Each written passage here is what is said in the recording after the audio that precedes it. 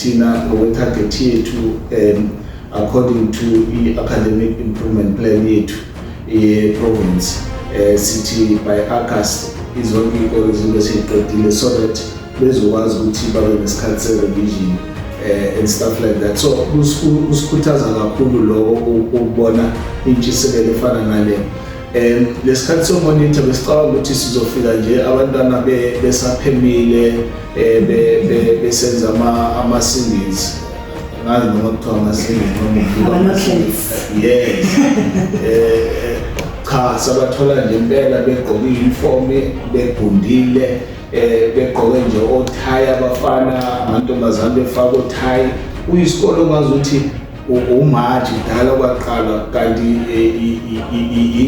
ingabo January, first week of January when abanye abantu besa-recover from ukushisa ama-cricket and stuff like that. Ongasho ukuthi nalaba ababona abantu bayawashisa ama-cricket but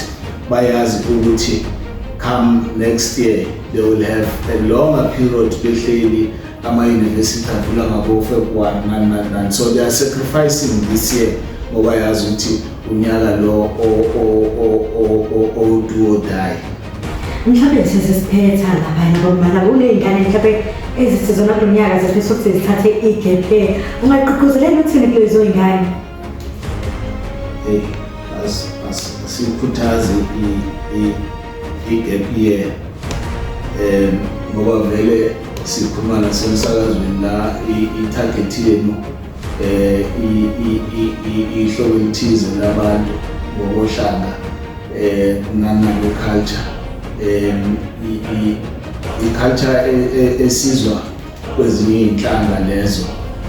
zama-gap year kodwa siyazi ukuthi sonke ukuthi uma ungaqhubekanga ubamba i-momentum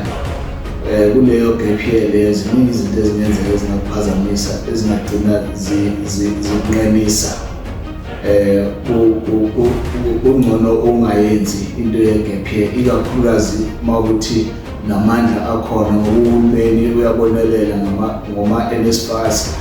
ama-bursaries amaningi okwakho nje ukuphasa bese uye esikoleni bese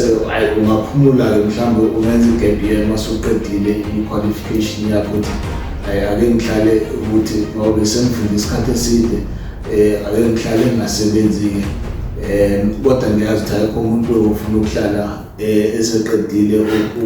ukufunda